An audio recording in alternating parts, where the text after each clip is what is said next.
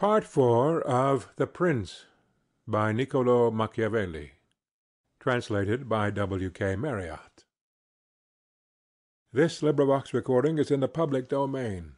Read by Bob Neufeld. Chapter 14. That which concerns a prince on the subject of the art of war. A prince ought to have no other aim or thought, nor select anything else for his study, than war and its rules and discipline. For this is the sole art that belongs to him who rules, and it is of such force that it not only upholds those who are born princes, but it often enables men to rise from a private station to that rank. And on the contrary, it is seen that when princes have thought more of ease than of arms, they have lost their states. And the first cause of your losing it is to neglect this art, and what enables you to acquire a state is to be a master of the art. Francesco Sforza, through being marshal, from a private person became Duke of Milan, and the sons, through avoiding the hardships and troubles of arms, from dukes became private persons. For among other evils which being unarmed brings you, it causes you to be despised, and this is one of those ignominies against which a prince ought to guard himself, as is shown later on. Because there is nothing proportionate between the armed and the unarmed, and it is not reasonable that he who is armed should yield obedience willingly to him who is unarmed, or that the unarmed man should be secure among armed servants. Because, there being in the one disdain and in the other suspicion, it is not possible for them to work well together. And therefore a prince who does not understand the art of war, over and above the other misfortunes already mentioned, cannot be respected by his soldiers, nor can he rely on them. He ought never, therefore, to have out of his thoughts this subject of war. And in peace he should addict himself more to its exercise than in war. This he can do in two ways, the one by action, the other by study. As regards action, he ought above all things to keep his men well organized and drilled, to follow incessantly the chase, by which he accustoms his body to hardships and learns something of the nature of localities, and gets to find out how the mountains rise, how the valleys open out, how the plains lie, and to understand the nature of rivers and marshes, and in all this to take the greatest care. Which knowledge is useful in two ways. Firstly, he learns to know his country, and is better able to undertake its defense. Afterwards, by means of the knowledge and observation of that locality, he understands with ease any other which it may be necessary for him to study hereafter. Because the hills, valleys, and plains, and rivers and marshes that are, for instance, in Tuscany, have a certain resemblance to those of other countries, so that with a knowledge of the aspect of one country one can easily arrive at a knowledge of others. And the prince that lacks this skill lacks the essential which it is desirable that a captain should possess, for it teaches him to surprise his enemy, to select quarters, to lead armies, to array the battle, to besiege towns to advantage. Philopoemen, prince of the Achaeans, among other praises which writers have bestowed on him, is commended because in time of peace he never had anything in his mind but the rules of war, and when he was in the country with friends he often stopped and reasoned with them. If the enemy should be upon that hill, and we should find ourselves here with our army, with whom would be the advantage? How would one best advance to meet him, keeping the ranks? If we should wish to retreat, how ought we to pursue? And he would set forth to them as he went all the chances that could befall an army. He would listen to their opinion and state his, confirming it with reasons, so that by these continual discussions there could never arise in time of war any unexpected circumstances that he could not deal with. But to exercise the intellect the prince should read histories, and study there the actions of illustrious men, to see how they have borne themselves in war, to examine the causes of their victories and defeat, so as to avoid the latter and imitate the former, and above all do as an illustrious man did who took as an exemplar one who had been praised and famous before him, and whose achievements and deeds he always kept in his mind. As it is said, Alexander the Great imitated Achilles, Caesar Alexander, Scipio Cyrus, and whoever reads the life of Cyrus, written by Xenophon, will recognize afterwards in the life of Scipio how that imitation was his glory, and how in chastity, affability, humanity, and liberality Scipio conformed to those things which have been written of Cyrus by Xenophon. A wise prince ought to observe some such rules, and never in peaceful times stand idle, but increase his resources with industry in such a way that they may be available to him in adversity, so that if fortune chances it may find him prepared to resist her blows. Chapter 15. Concerning things for which men, and especially princes, are praised or blamed. It remains now to see what ought to be the rules of conduct for a prince towards subject and friends. And as I know that many have written on this point, I expect I shall be considered presumptuous in mentioning it again, especially as in discussing it I shall depart from the methods of other people. But it being my intention to write a thing which shall be useful to him who apprehends it, it appears to me more appropriate to follow up the real truth of the matter than the imagination of it. For many have pictured republics and principalities which in fact have never been known or seen, because how one lives is so far distant from how one ought to live, that he who neglects what is done for what ought to be done sooner effects his ruin than his preservation. For a man who wishes to act entirely up to his professions of virtue soon meets with what destroys him among so much that is evil. Hence it is necessary for a prince wishing to hold his own to know how to do wrong, and to make use of it or not according to necessity. Therefore, putting on one side imaginary things concerning a prince, and discussing those which are real, I say that all men when they are spoken of, and chiefly princes for being more highly placed, are remarkable for some of those qualities which bring them either blame or praise. And thus it is that one is reputed liberal, another miserly, using a Tuscan term, because an avaricious person in our language is still he who desires to possess by robbery, whilst we call one miserly who deprives himself too much of the use of his own. One is reputed generous, one rapacious, one cruel, one compassionate, one faithless, another faithful, one effeminate and cowardly, another bold and brave, one affable, another haughty, one lascivious, another chaste, one sincere, another cunning, one hard, another easy, one grave, another frivolous, one religious, another unbelieving, and the like. And I know that every one will confess that it would be most praiseworthy in a prince to exhibit all the above qualities that are considered good. But because they can neither be entirely possessed nor observed, for human conditions do not permit it, it is necessary for him to be sufficiently prudent that he may know how to avoid the reproach of those vices which would lose him his state, and also to keep himself, if it be possible, from those which would not lose him it. But this not being possible, he may with less hesitation abandon himself to them.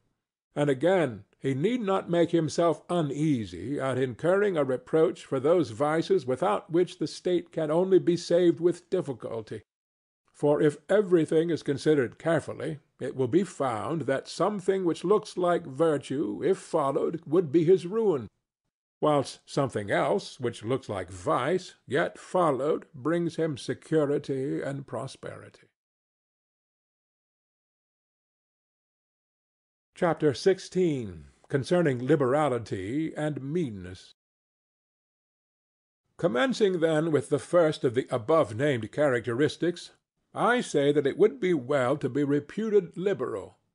Nevertheless, liberality exercised in a way that does not bring you the reputation for it injures you. For if one exercises it honestly and as it should be exercised, it may not become known, and you will not avoid the reproach of its opposite. Therefore any one wishing to maintain among men the name of liberal is obliged to avoid no attribute of magnificence, so that a prince thus inclined will consume in such acts all his property, and will be compelled in the end, if he wish to maintain the name of liberal, to unduly weigh down his people, and tax them, and do everything he can to get money. This will soon make him odious to his subjects, and becoming poor he will be little valued by any one. Thus with his liberality, having offended many and rewarded few, he is affected by the very first trouble, and imperilled by whatever may be the first danger.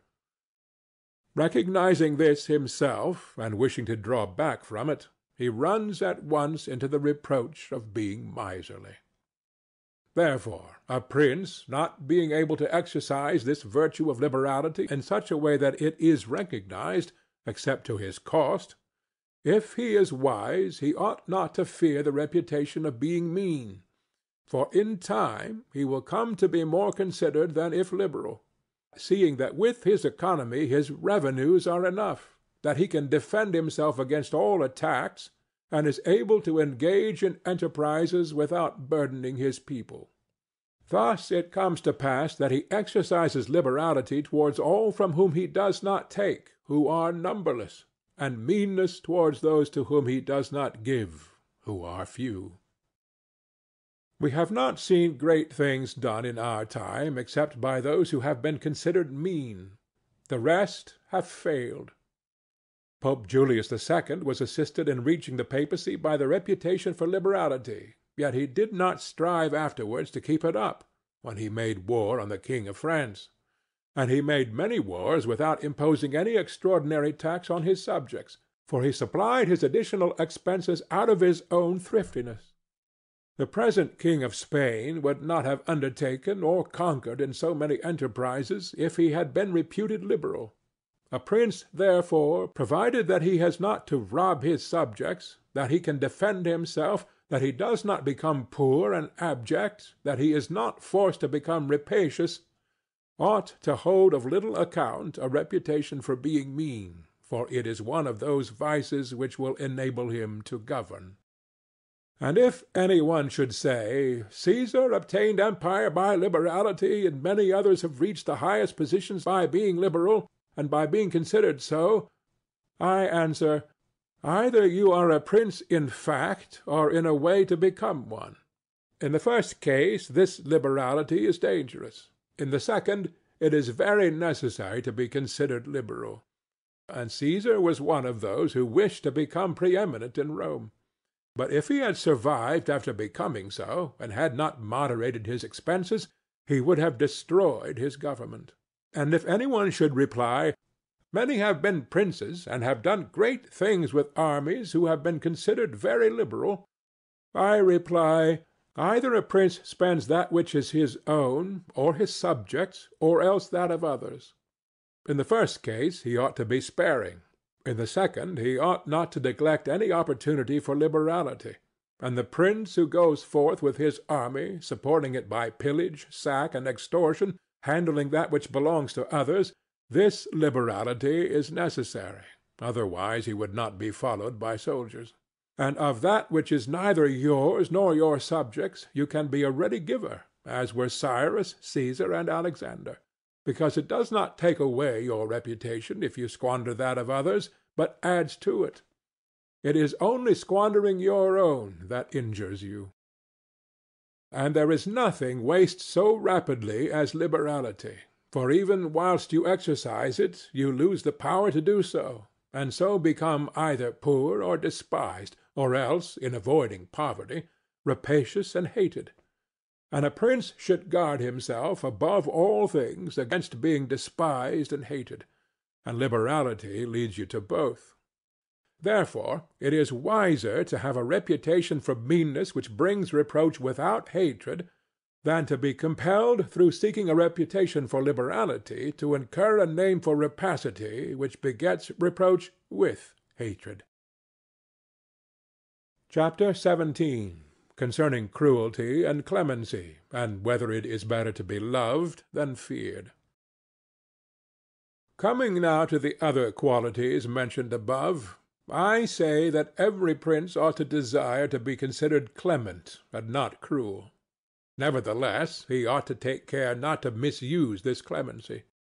Cesare Borgia was considered cruel. Notwithstanding, his cruelty reconciled the Romagna, unified it, and restored it to peace and loyalty. And if this be rightly considered, he will be seen to have been much more merciful than the Florentine people, who, to avoid a reputation for cruelty, permitted Pistoia to be destroyed. Therefore a prince, so long as he keeps his subjects united and loyal, ought not to mind the reproach of cruelty, because with a few examples he will be more merciful than those who, through too much mercy, allow disorders to arise, from which follow murders or robberies. For these are wont to injure the whole people, whilst those executions which originate with a prince offend the individual only. And of all princes it is impossible for the new prince to avoid the imputation of cruelty, owing to new states being full of dangers. Hence Virgil, through the mouth of Dido, excuses the inhumanity of her reign owing to its being new, saying, "Nevertheless he ought to be slow to believe and to act, nor should he himself show fear, but proceed in a temperate manner with prudence and humanity, so that too much confidence may not make him incautious, and too much distrust render him intolerable." Upon this a question arises, whether it be better to be loved than feared, or feared than loved. It may be answered that one should wish to be both, but because it is difficult to unite them in one person, it is much safer to be feared than loved, when, of the two, either must be dispensed with. Because this is to be asserted in general of men, that they are ungrateful, fickle, false, cowardly, covetous, and as long as you succeed they are yours entirely. They will offer you their blood, property, life, and children, as is said above, when the need is far distant, but when it approaches they turn against you. And that prince who, relying entirely on their promises, has neglected other precautions, is ruined, because friendships that are obtained by payments, and not by greatness or nobility of mind, may indeed be earned, but they are not secured, and in time of need cannot be relied upon. And men have less scruple in offending one who is beloved than one who is feared. For love is preserved by the link of obligation which, owing to the baseness of men, is broken at every opportunity for their advantage. But fear preserves you by a dread of punishment which never fails. Nevertheless, a prince ought to inspire fear in such a way that if he does not win love, he avoids hatred, because he can endure very well being feared whilst he is not hated, which will always be as long as he abstains from the property of his citizens and subjects, and from their women. But when it is necessary for him to proceed against the life of some one, he must do it on proper justification and for manifest cause, but above all things he must keep his hands off the property of others, because men more quickly forget the death of their father than the loss of their patrimony. Besides, pretexts for taking away the property are never wanting. For he who has once begun to live by robbery will always find pretexts for seizing what belongs to others. But reasons for taking life, on the contrary, are more difficult to find and sooner lapse. But when a prince is with his army and has under control a multitude of soldiers, then it is quite necessary for him to disregard the reputation for cruelty, for without it he would never hold his army united or disposed to its duties. Among the wonderful deeds of Hannibal this one is enumerated, that having led an enormous army, composed of many various races of men, to fight in foreign lands, no dissensions arose either among them or against the prince, whether in his bad or in his good fortune. This arose from nothing else than his inhuman cruelty, which, with his boundless valor, made him revered and terrible in the sight of his soldiers, But without that cruelty, his other virtues were not sufficient to produce this effect. And short-sighted writers admire his deeds from one point of view, and from another condemn the principal cause of them. That it is true his other virtues would not have been sufficient for him may be proved by the case of Scipio, that most excellent man, not only of his own times, but within the memory of man, against whom, nevertheless, his army rebelled in Spain. This arose from nothing but his too great forbearance, which gave his soldiers more license than is consistent with military discipline. For this he was upbraided in the Senate by Fabius Maximus, and called the corrupter of the Roman soldiery. The Locrians were laid waste by a legate of Scipio, yet they were not avenged by him, nor was the insolence of the legate punished, owing entirely to his easy nature, insomuch that some one in the Senate, wishing to excuse him, said there were many men who know much better how not to err than to correct the errors of others. This disposition, if he had been continued in the command, would have destroyed in time the fame and glory of Scipio. But, he being under the control of the Senate, this injurious characteristic not only concealed itself, but contributed to his glory. Returning to the question of being feared or loved, I come to the conclusion that, men loving according to their own will and fearing according to that of the prince, a wise prince should establish himself on that which is in his own control, and not in that of others. He must endeavor only to avoid hatred, as is noted. End of Part 4